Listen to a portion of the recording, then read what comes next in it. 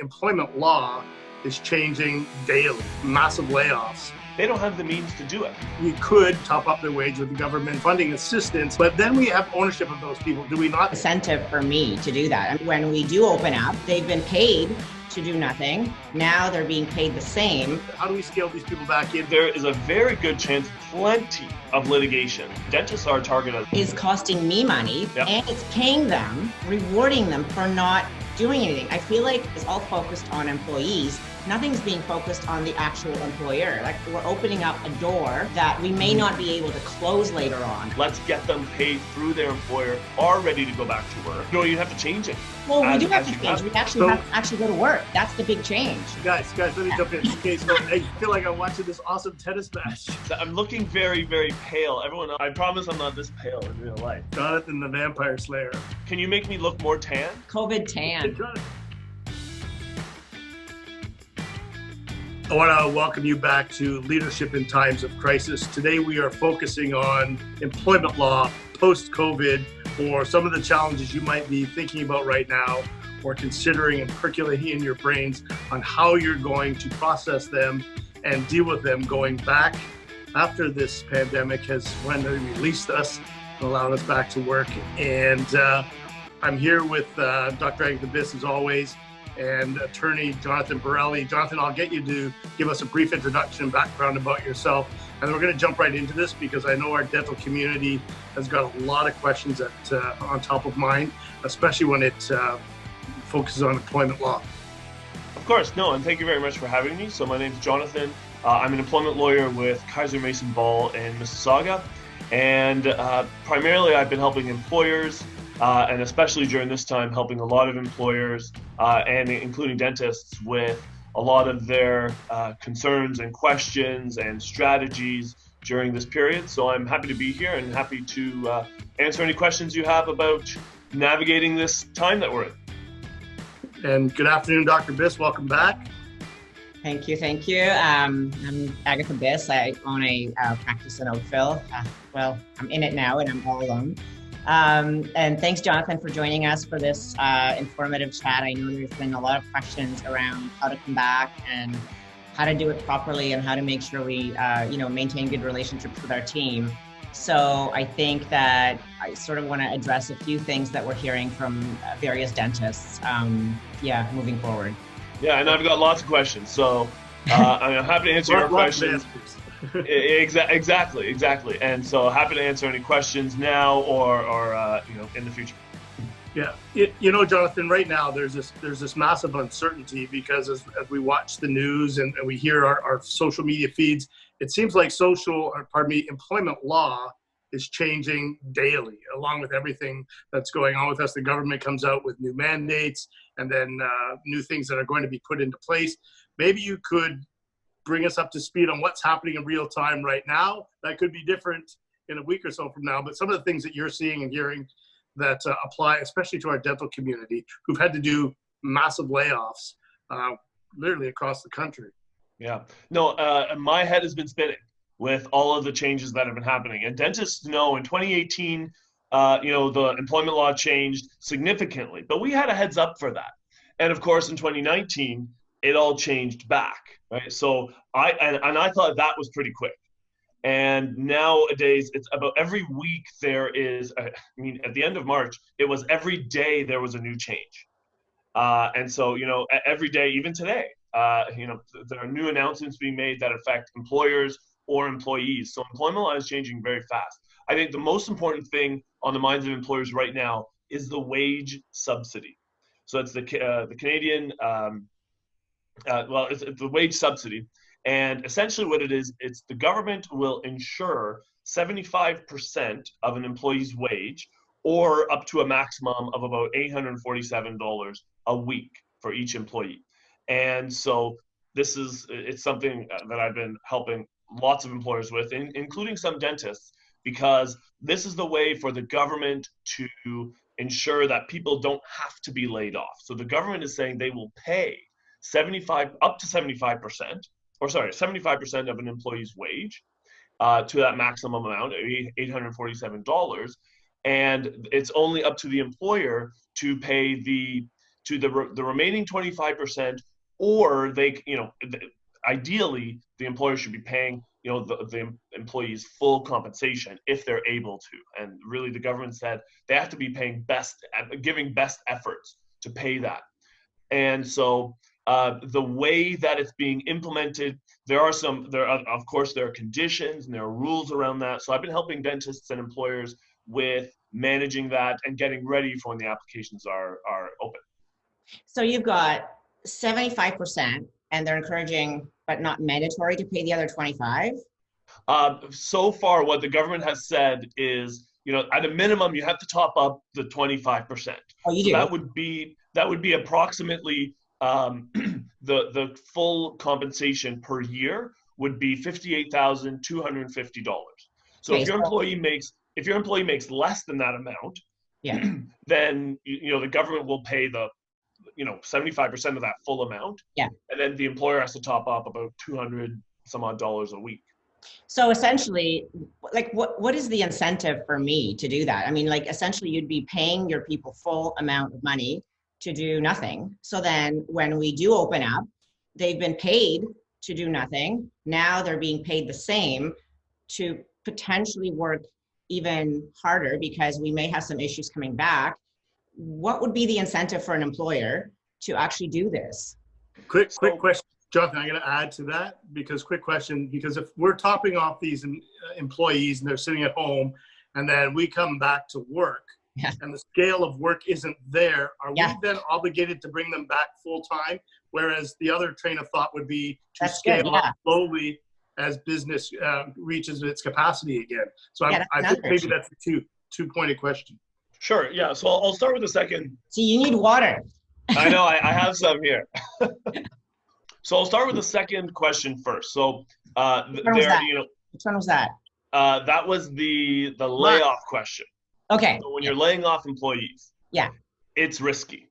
Okay, it's always in even some of the best cases, it's risky unless there's some specific language in an employment contract that you have. It's risky, laying off an employee, and I've been helping employers with that. So when you're bringing back those employees, layoffs have to do with whether there's enough work for the employee to do. So if there isn't any work for one certain employee to do, if you know that your schedule is going to be full for one op but not two ops, you're not required to bring back every single employee at the end of whatever layoff or when you're opening your business. So a layoff has to do with what work is available to do. If there's work for everyone, if there's the same volume of work, and you need someone, what the layoff does, it protects their job. So you can't hire someone else to do their job. You have an obligation to recall that employee back to work. But if the work isn't there, then you don't have to recall them immediately.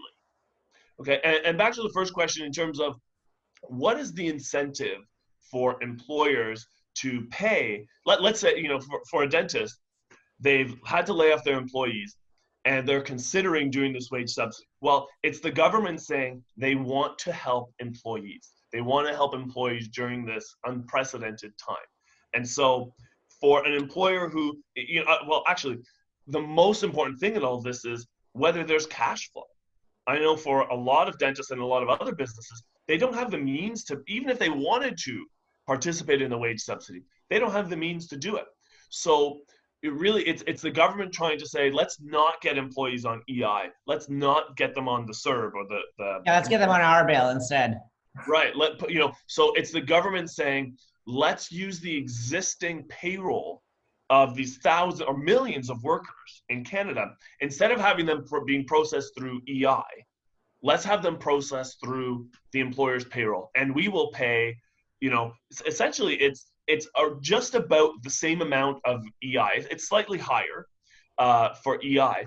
Let's get the employers to pay them. And, there are other benefits too for employers, as long as there's a revenue drop. And that's one of the important conditions of accepting the wage subsidy. You have to be able to show a revenue drop. There are some of the payroll deductions that the government will reimburse if you participate in the wage subsidy. Okay. You know what? still, Go ahead. it still doesn't answer the question of why I would be motivated to do this versus stay as is and at least protect myself in the sense that when we do come back and I can't have everybody on payroll, or the issue of actually, putting a full day's work when, it's been Netflix working out and chilling out. Yeah. I mean, my biggest worry at doing this, and not to sound, so aggressive, but the reality is that bringing somebody back on right now with a subsidy is costing me money that I already don't have. Yeah. And it's paying them, rewarding them for not doing anything. I feel like like everything that we're hearing, the unemployment payouts and, the wage subsidy is all focused on employees. Nothing's being focused on the actual employer. Like, I'm not getting any benefit here. I'm not getting any more money to do this.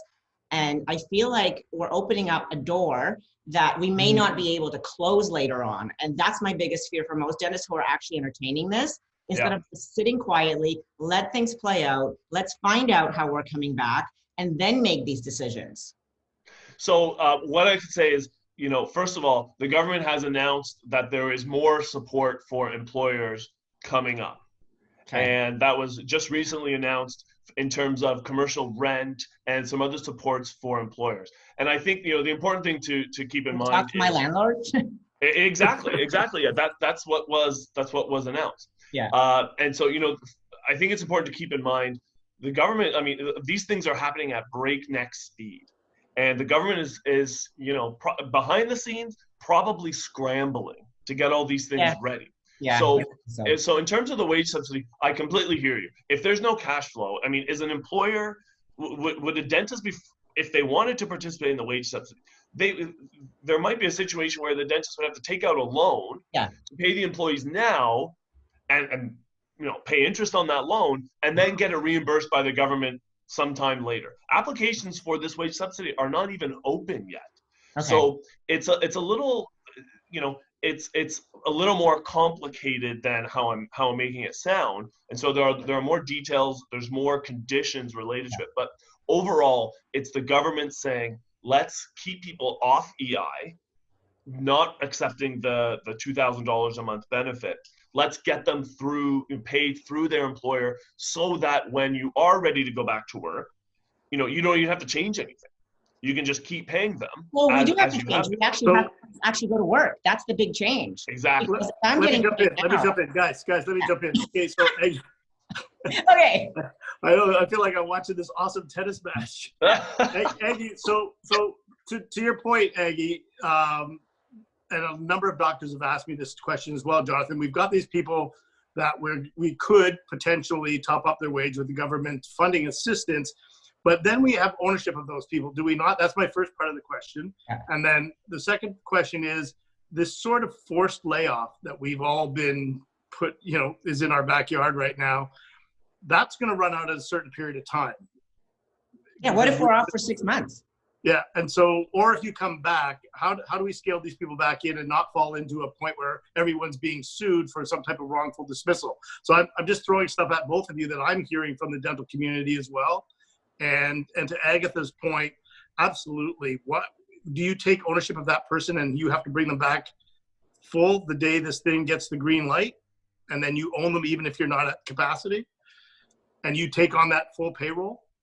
So, like I mentioned before, with any layoffs or changing, the employer being forced to change terms of employment, it's always risky, right? So right now, as the law stands, right now, which is, to be frank, it's really, the law before 2020, because obviously everything changed in 2020.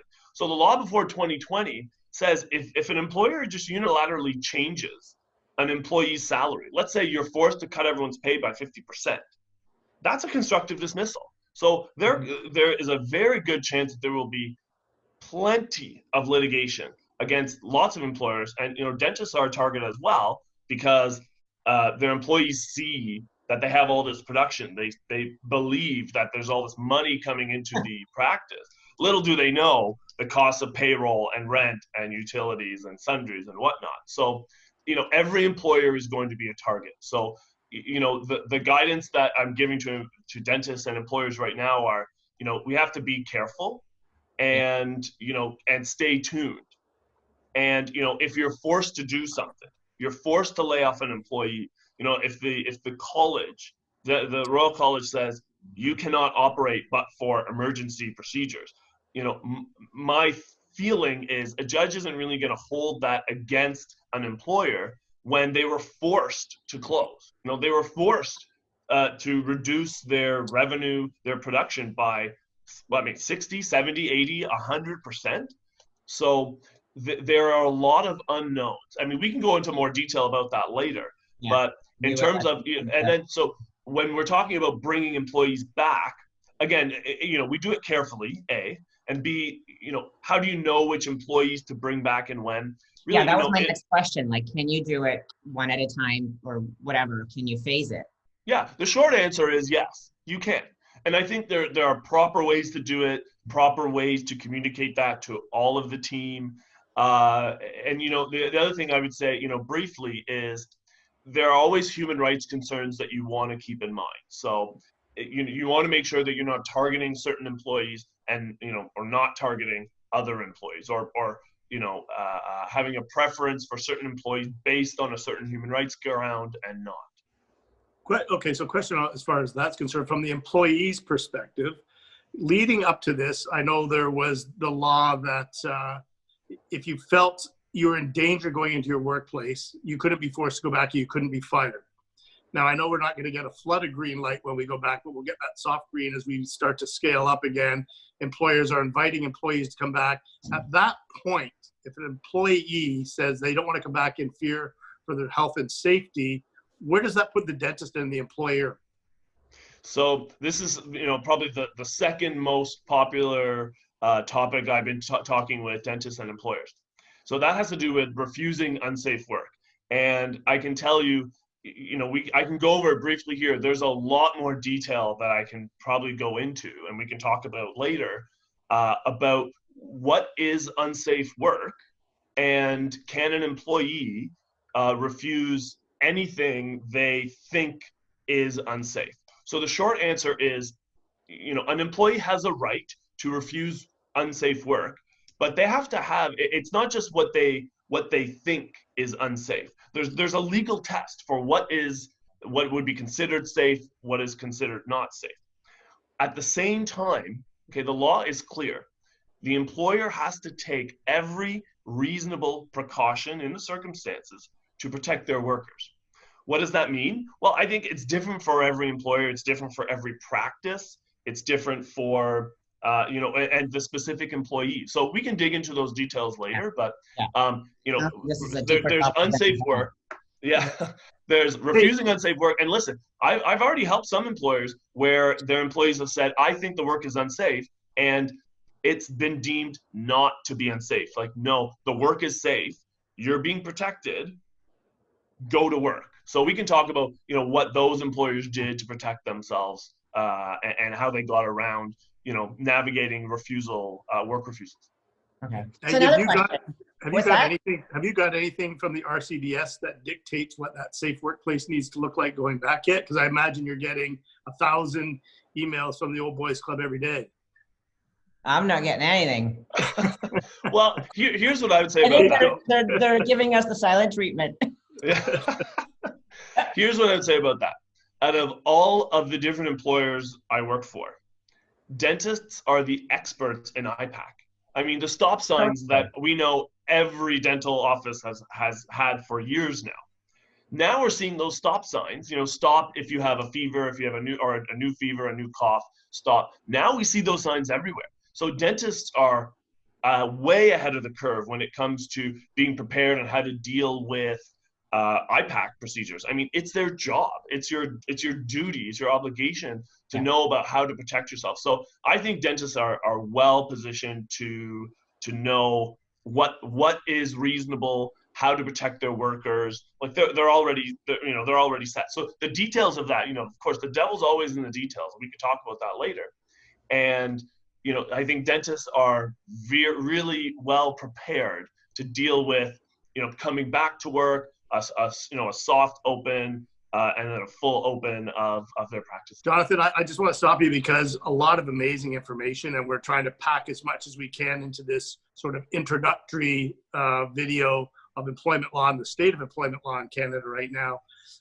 So I think it'd be best if we did a live webinar, guys, and Agatha, they could register through UPB. You could put that information out.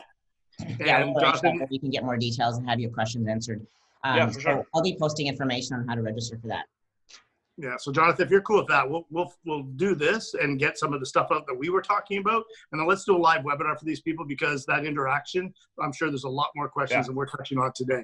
Yeah, no, that would be great. I'd be happy to do that. Okay, well, I've got another question. What if, like, moving forward, let's say we are limited to, seeing X number of patients a day, or spacing them out, or so many in the waiting room, like, there's a real good possibility that's going to be an issue. So what if I want to change the way I work, the structure that I work, the hours? Like, how does that come into play when my staff has been used to working, certain number of days, certain number of hours? Right. So where there is, first of all, you have to look to what your contract says. Okay. If you have written employment contracts with your team. And so you can look at that. They specify. Yeah, so you can look at that, and if there's a way to amend the contract, built into that contract, then it's easy. But I know a lot of dentists don't have written contracts with their team. That's true. So in that case, it's risky, and you have to do that carefully. It's not impossible to do, and it's something I help dentists do all the time. And so it's risky, but B, there's also that interesting interaction with, if an employee is still laid off, and maybe you might not necessarily be changing their hours, maybe it's just a slow re-entry back to work. So you're still on layoff, and but you can still do some work. And so that's possible. So, with layoffs, there's a little more detail we can go into, but there's a shorter layoff and a longer layoff. But just because an employee's laid off doesn't mean they can't temporarily come back to work. Oh, interesting. So because a layoff is when there isn't any work. But if the employer says, I have work for this week or this day for you to do, or typically it's within a week, that's possible for an employer to do. So in implementing that, maybe you bring back an employee for 1 week and you bring back another employee for another week. I mean, that's just one possible way. I didn't know you could do that. That's like actually something that is really important to get out to a lot of dentists, because I think that's one of the struggles that we're all having is like, how do we do it? Who do we bring back first? Can we do part-time for everybody instead of having so that's actually a really good thing to know, that you can, with some guidance from a lawyer like you, actually put that into play and do it properly. Yeah, and there's lots of different. Sorry, go ahead, Mark. Jumping in again. When does a layoff, when it's been consecutive, evolve into what might be considered a dismissal? So if this thing went on for months, and I know doctors are thinking this all the time, say it went past that 13, 16 week, I don't know exactly what it is. Is there at any point now, or is the law going to be blanket changed to accommodate all this fluctuation of the unknown? Yeah, that's a really good question. So as the law stands right now, there is no such thing as a permanent layoff. All layoffs are temporary. And to be really brief, there's a shorter layoff and a longer layoff. The shorter layoff is 13 weeks within a 20-week period, okay?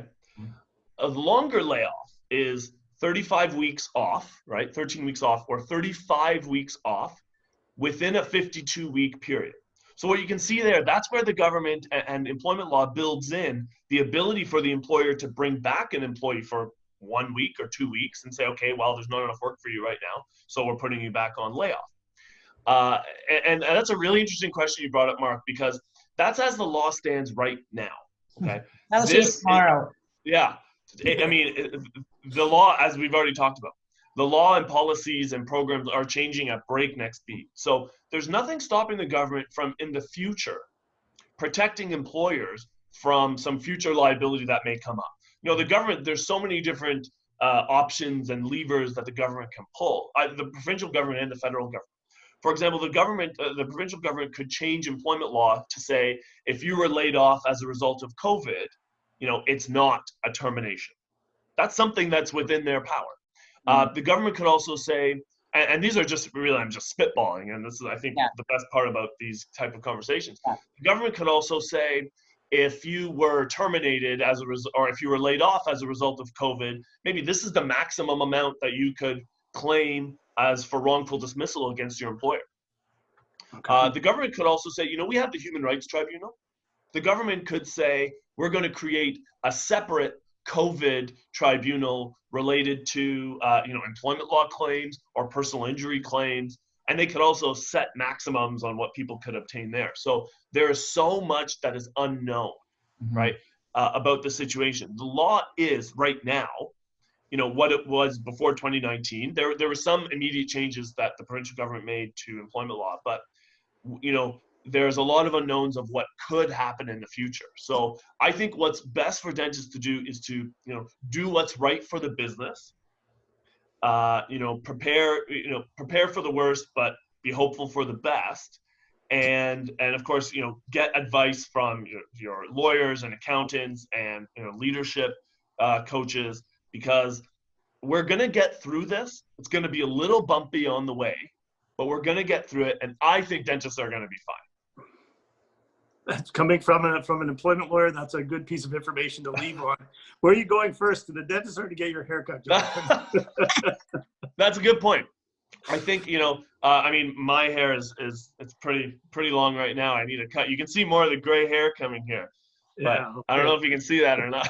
Priorities. Yeah. But like I said, I think dentists are going to be okay, because, people have been at home for so long. We're eating a lot of Easter chocolate. We are drinking a lot of wine. I don't know about you. I'm drinking a lot of wine. So this is not coffee.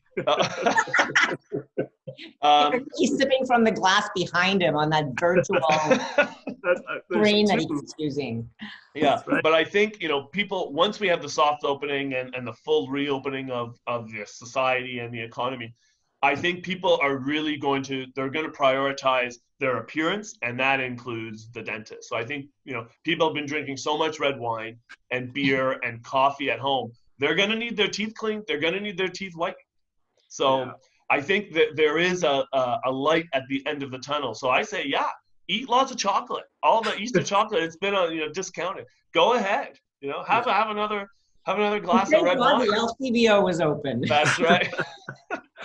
Jonathan, I really appreciate your energy and your optimism and the insight that you've given us today. I know a lot of these questions, Dr. Biss and I have been batting back and forth, and myself out coaching in the dental community at large. Agatha, thank you as always for your awesome personality, your great insight as well. Notice I didn't stop you once today. I know. That's why I want to end it now. I'm going out without being Good call. Go out on a high note. Without being scolded today. So from UPB Dental Academy, Jonathan Borrelli, employment lawyer, thank you very much. We look forward to seeing you on a live webinar. Agatha, you'll get that information out for everybody. I'll get it out, and I'll get Jonathan's contact info if anybody wants to get in touch with him right now. And we'll do a more detailed live call-in show, so stay tuned for that. And check us out at UPB Dental Academy if you want to know more information. Have a good one. Great, thanks. Guys. Yeah, I want to go right away to the dentist. This is the COVID tan. I have the COVID tan. We're all going to have it. That's what it is. I'm so glad I'm recording still. Great.